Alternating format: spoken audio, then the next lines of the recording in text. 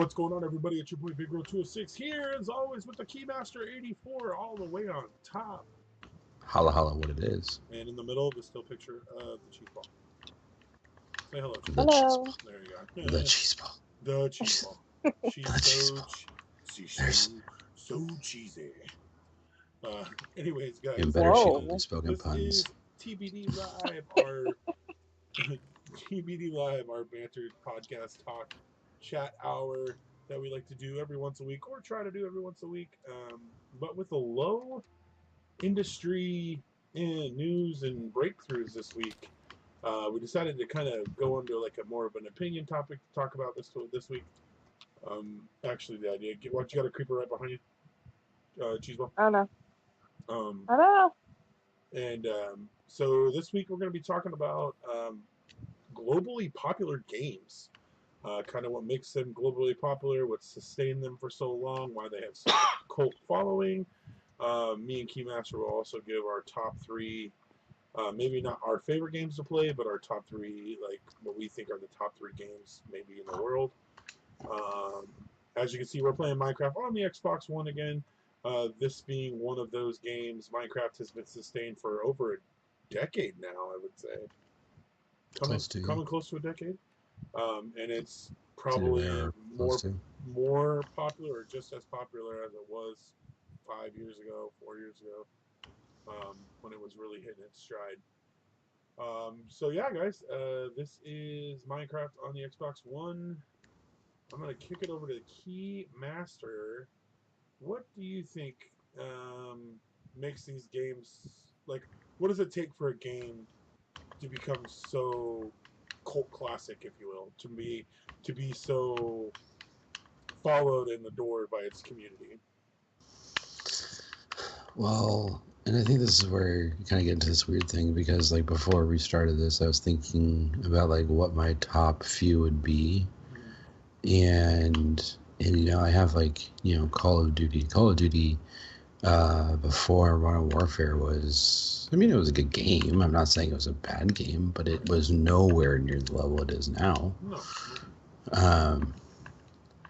And I was thinking about like Village. No. I find all the cool stuff. Jeez, you found all of it. I Yeah. found a really cool looking horse. We're gonna have to go. Anyways, we're gonna have to go track down the Keymaster's route because apparently he's finding all the stuff that we haven't found yet. it's like I find all the cool stuff. Anyways, like I was saying, so want to trade, friend? No? Okay, fine. I want to trade with you. But like it's different now. Like before, it was about making sure you were at E3 and having an amazing showing at E3 and doing all these things and making sure this worked out great and building the hype over a long period of time and all this stuff. Whereas now, I feel it's more like, making sure you have influencers.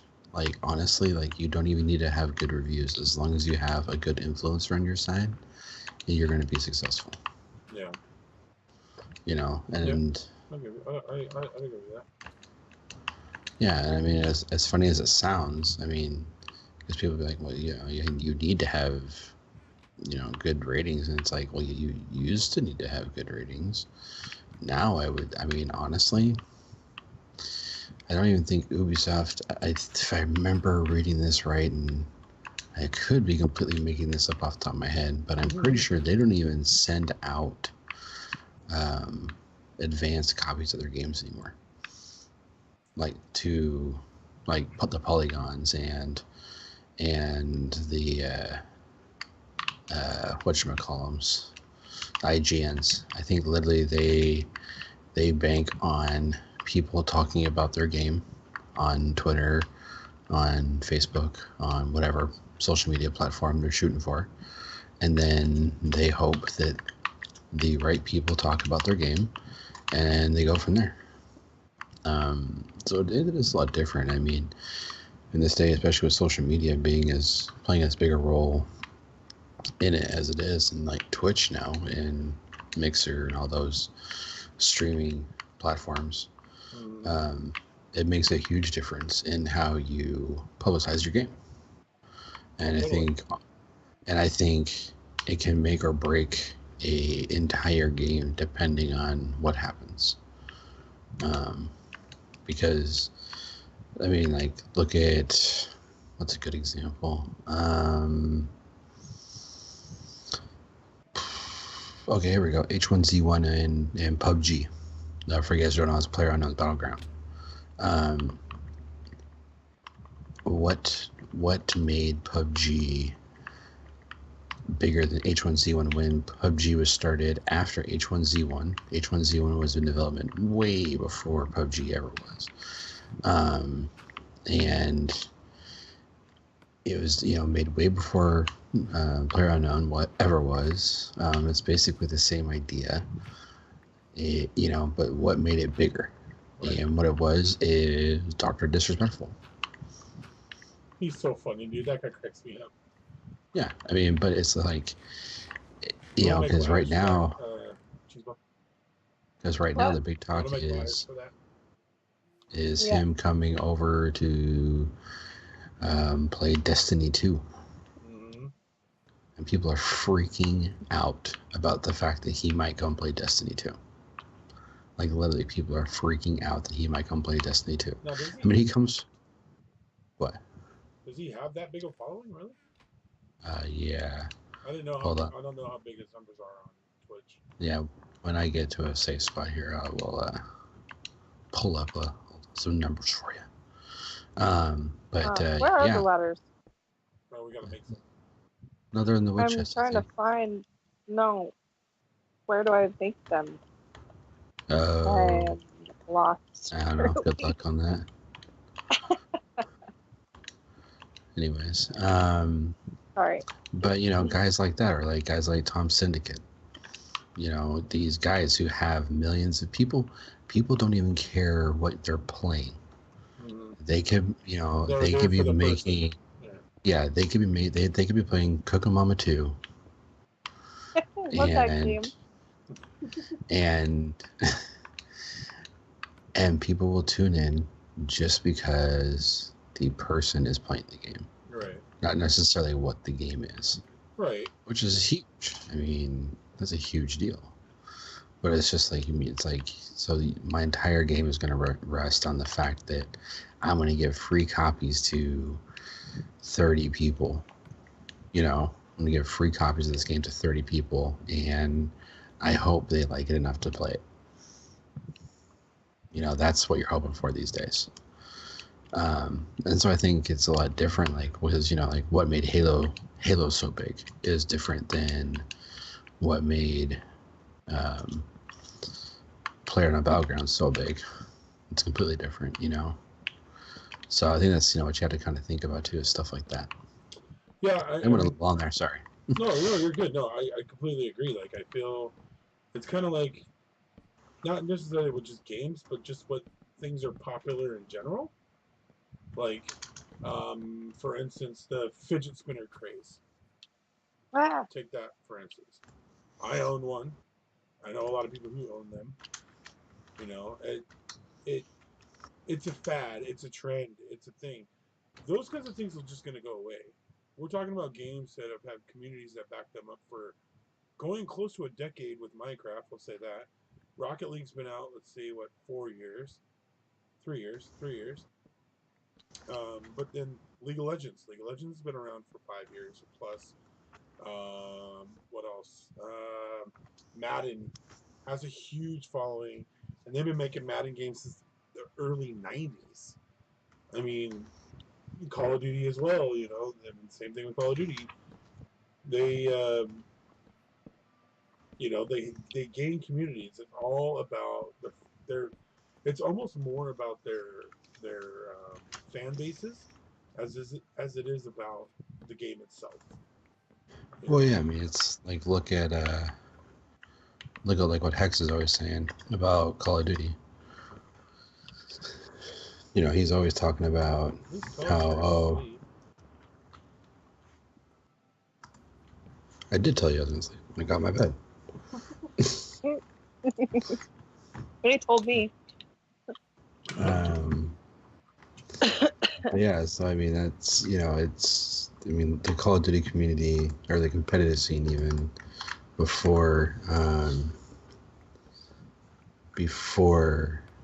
Hex and everybody started doing all these things, it's totally different.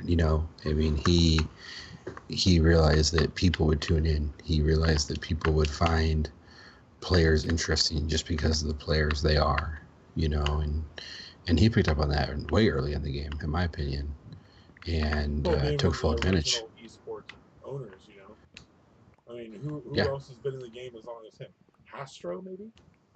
I think he's the only other He's one. the only other one. Exactly. I mean, Yeah. there are two guys that saw something so simple as, making a brand for video games, and now look at Mhm. Optic all as in a whole. And, I call me an Optic fanboy or whatever, that's fine. I love Optic. I love everything they do, because I aspire to be that. I aspire to have my own brand someday where, I'm getting calls from Turtle Wax.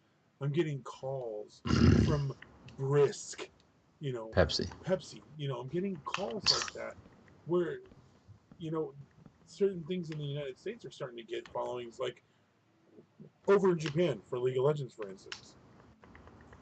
It's Yeah. huge in Asia. Oh yeah. Samsung owns 2 League of Legends teams. Yeah.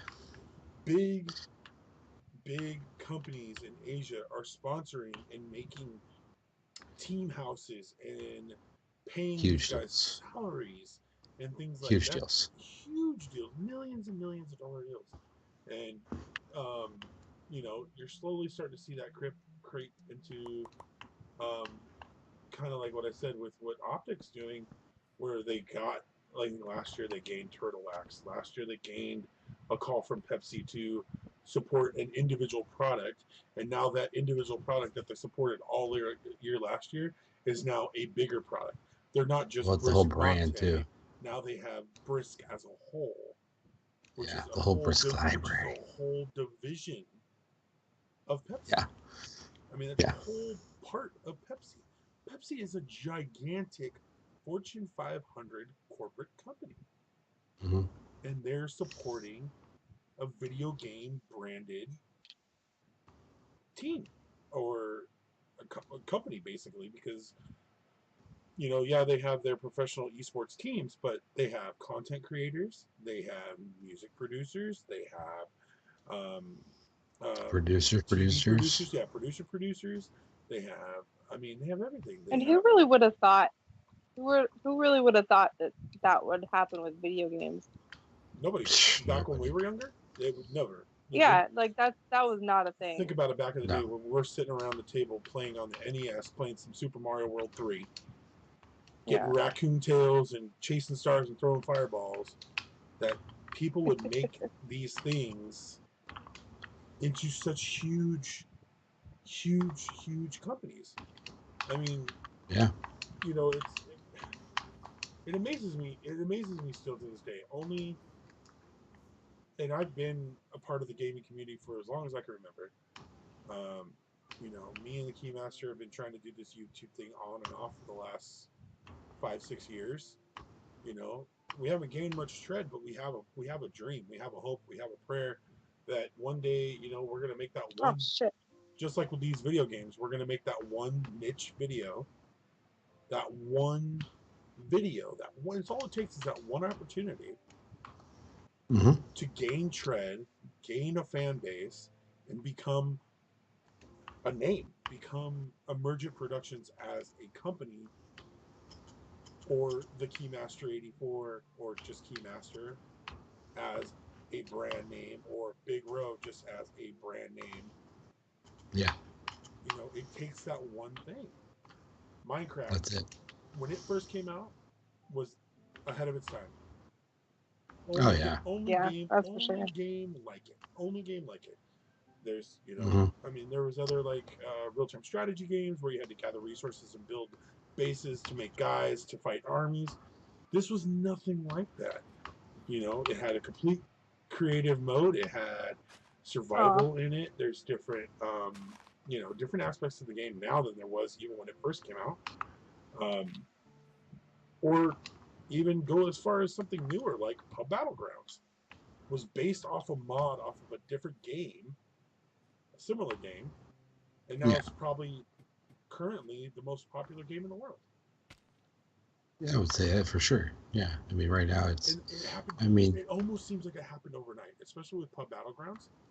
Like everybody was talking yeah, about it, everybody was kind of humming about it, and then all of a sudden, boom! It's number one on Twitch. Boom! It's number one on Mixer. Boom! It's the number one most watched video game videos on YouTube.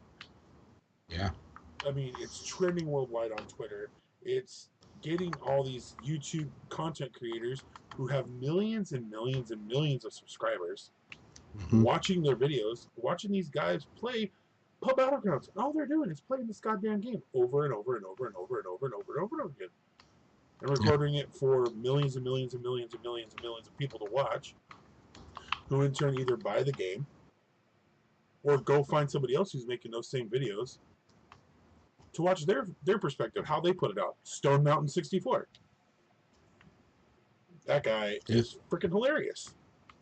He got a lot of his following off Facebook. Yeah. Posting he streams videos on Facebook. Facebook. And now he's got one of the most up-and-coming YouTube channels. People, tens and thousands of people watching stream now. Yeah. Off of posting videos on Facebook. A social media outlet for people to stay in touch and meet each other. Boom, a gamer just created a name for himself, and he's probably making more money than he's ever thought of in his life. Oh, God, yeah. And that, to me, pretty much happened overnight. A lot of these games that gain these communities, it takes a few key people to play, or a few key people to watch, and then boom, it's gigantic, and you can't stop it. No, yeah, once the hype train goes, I mean... Once the train pulls out the station, there's no stopping, there's no destination, there's no end destination. No, I need to find a way to get up to the second story. It's just going, and I mean, and like that's one thing. I mean, like look at like if you want to talk about like celebrityism as far as what makes games popular. I mean, think how many people are gonna play Star Wars Battlefront 2 because he was in their community-driven trailer. Like he was like the focal point in the community-driven trailer. Like that's where he's at right now. Is people are calling him like, hey, we need you to be in our trailer so we can sell more copies of our game. That's literally what they're saying now. Do I need to go get raw wood? I mean, it would be nice to have some, but I'm not quite to the decorating, flushing out stage. I'm just trying to get a base going. Okay.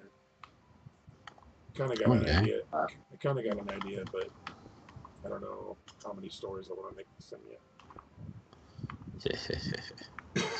Because you know, with us, you can't just make something small. Oh, get it. Get out of here, son. You fucked with the wrong Marine. Are you over there fighting Vindicators again? Yeah. He's dead. Oh, he's my dead. house now, bitch. Okay. All right. Anyway, sorry guys, I got distracted. Key hot topic. Not a personal opinion on what you enjoy playing, but what would you say are the top 3 globally popular games right now? League of Legends, PlayerUnknown's Battleground, and CSGO. Wow. You think League is still up there, huh? Yeah. Oh, hands down. Not even a question about it. Let's see here. I feel like they've slipped, man. Did you block my ladder entrance? Oh, it's on the other side. So besides Final Fantasy 12, which just came out today, but a big update came out today. There's still 52,000 people watching League of Legends at 12:02 a.m. Pacific Standard Time. Pacific Standard Time. Okay, well, what is that in Asia? They're 13 hours behind us? Well, no, you're about 2 hours away from the LPL starting. Oh.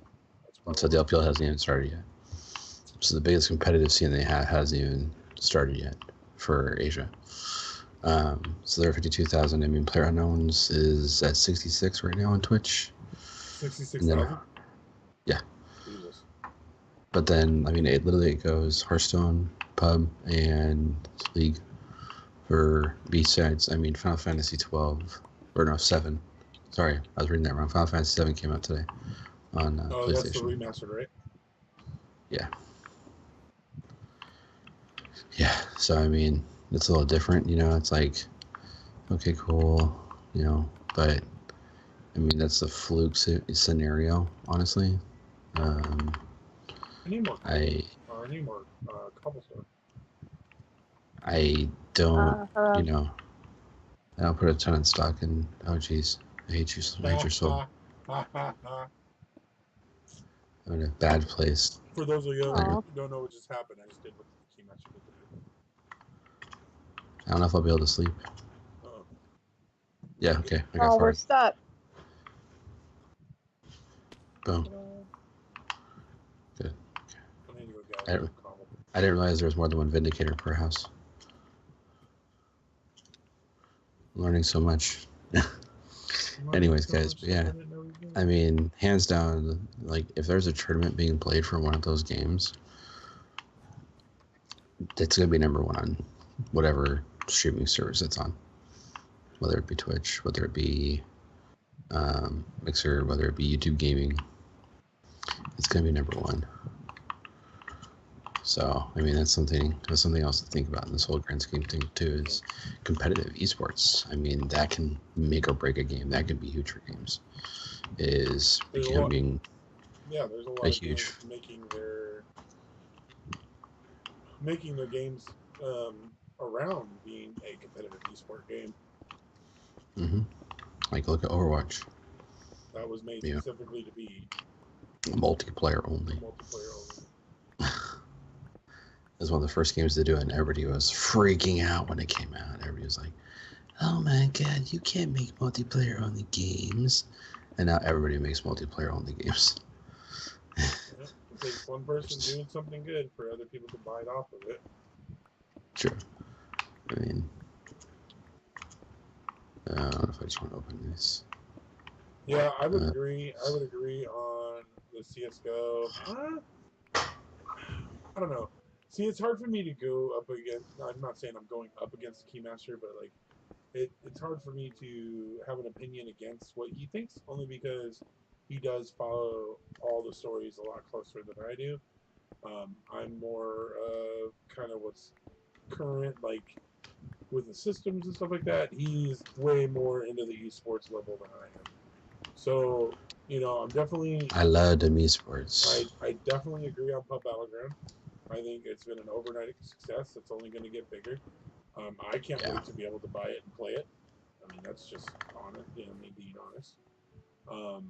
And I don't even ever played a game like that. I've never played H1Z1 or any kind of, you know, survival, collect all your gear kind of game.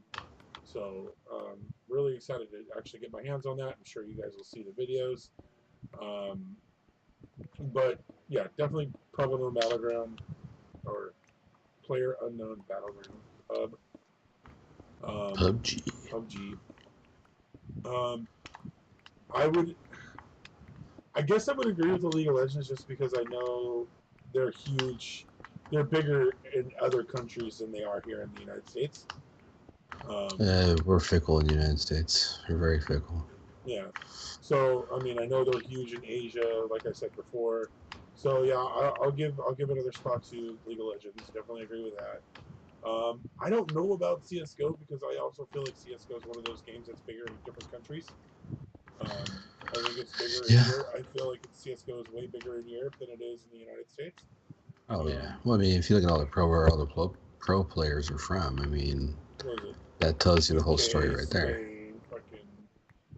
I mean, it's all European countries. I mean, honestly, like, if a team picks up a North American, like a player from North America, the reason they're picking him up is because he's freaking amazing.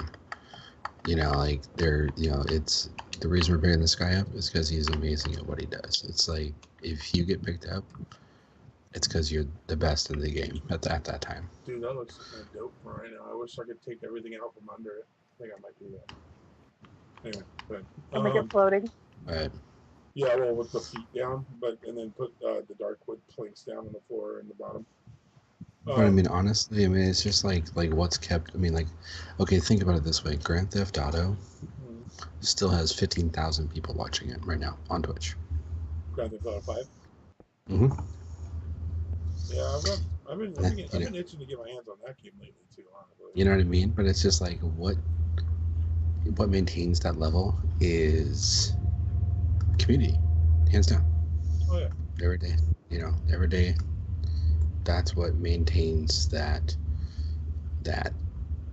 drive, that want to, that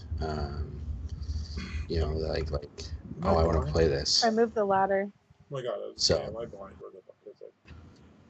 But yeah, no, I think that's a huge thing is community based stuff is what makes games big these days. If you don't have a strong community, I mean, like, no offense to Halo, their community is toxic and it sucks.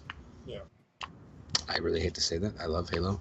Anybody who's watched this channel for any period of time knows that. And I'll be the first to admit that the community in Halo is terrible. Straight terrible. Just terrible. Just terrible. It's Charles Barkley terrible, man. I mean, it's just to the point where it's just like, dude, like, anybody who's new is not going to want to come and play just because they're like, why would I want to play with all these toxic people? And it sucks because it's such a great game.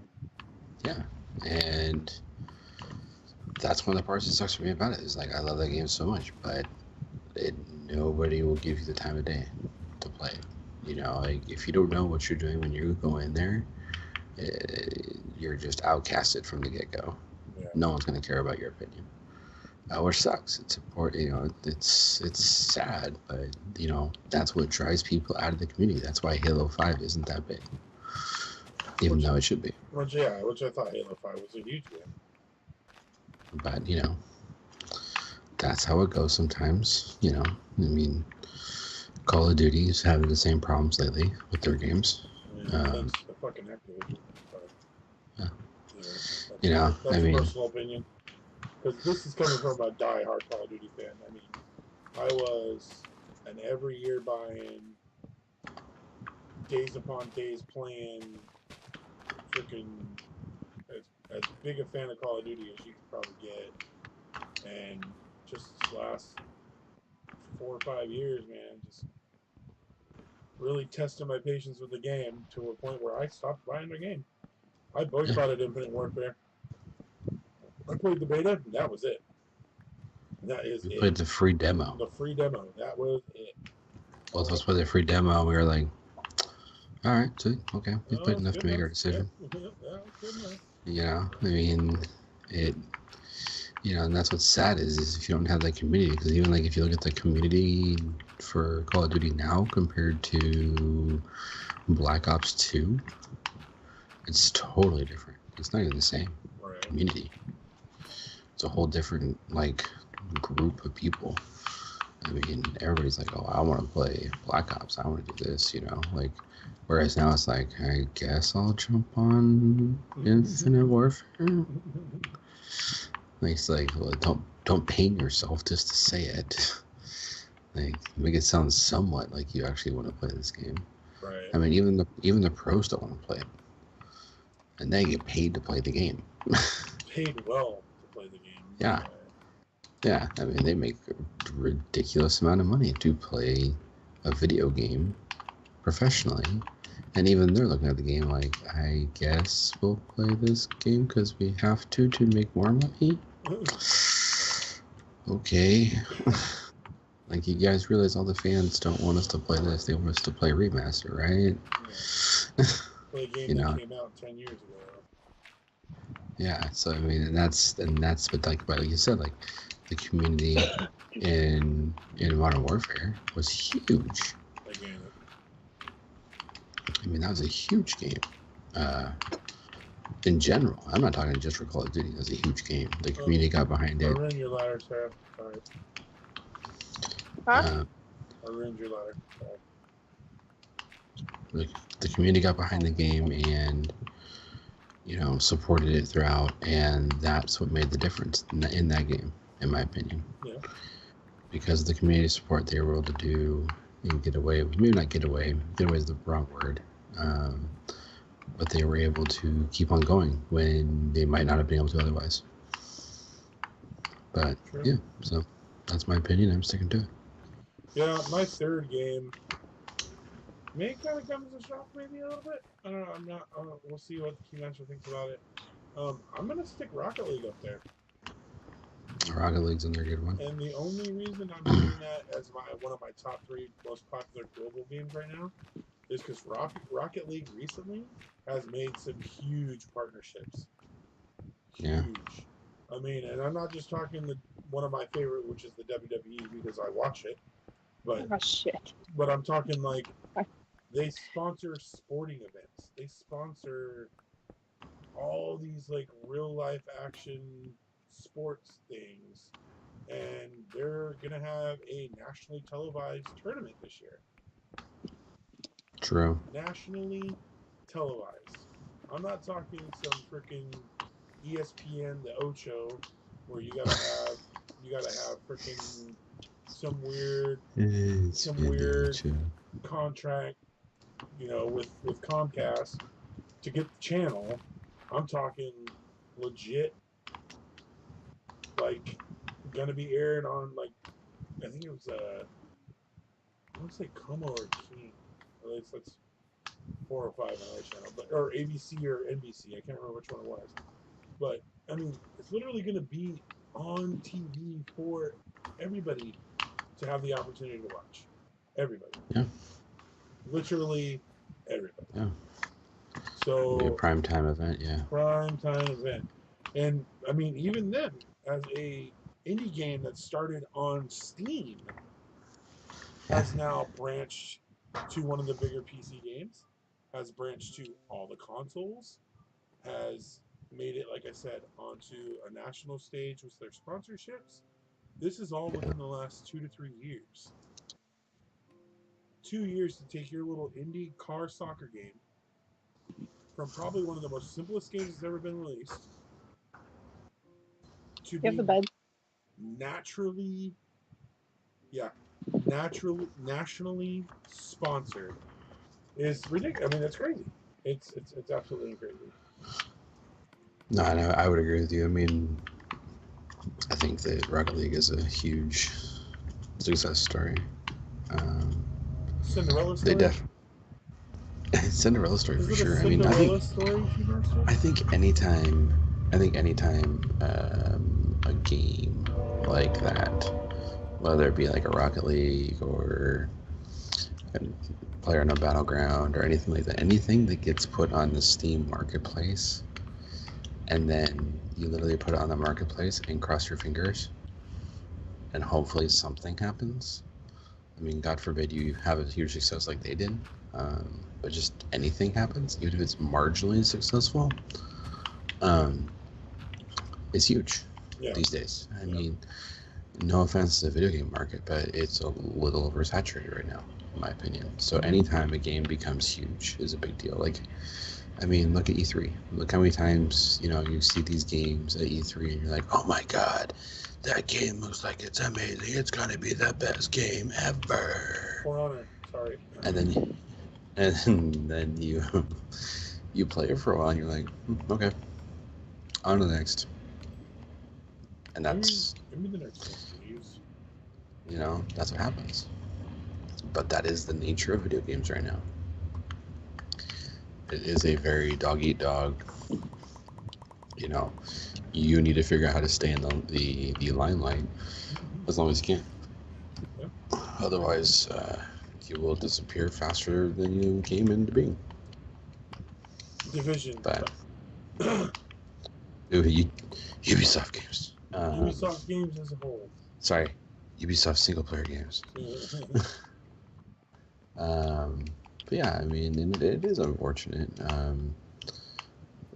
when new games come out, people get hyped, and then things end up happening like that. But it's also the nature of the beast. I mean, everybody would be in this industry if it was that easy to make a hit game. Sure. Everybody would be in it. It's a multi-billion-dollar industry. So, I mean, but yeah, I mean, before I start beating a dead horse to death, I just want to, I mean, I think, honestly, most of the games, except for some of the games I bought recently on Steam, for the Steam sale, are fairly well-known games. I shouldn't say I don't like to buck the trend, I just don't like to waste my money. Yeah, you want to wait and see something going to be sustainable. Yeah, I mean, I don't want to buy a game. I mean, granted, there is one game I bought in the Steam sale that I read the reviews, and every time it was like, "Oh, you're gonna play it one time." But I bought it going into that for $3. Yep. You know, I'm not concerned about it. You know, it's not like I'm like, "Oh shit, dude, I'm 30 bones into this game. I'm 60 bones into this game. I'm 120 bones into this game. You know, I better be good. This is my one game for this quarter." Right. You know. Right. I'm not in that boat, thank God. But I could easily be. You know what I mean? Yeah. I've done many other games and had not as big a success. So, and I think that's something that a lot of people definitely need to be wary of when you're picking up games. Is just, you know, don't always pick the first flashiest game you see. I mean, sometimes it works, sometimes it doesn't. So, but yeah, so. That's my opinion, and I'm sticking to it. That's the If way. you'd like to disagree, I like it. if you would like to disagree, leave it down in the comments below. If you agree with me, leave me a like. If you just want to be a cool guy and hang out, hit everything. Just go down, smash those buttons.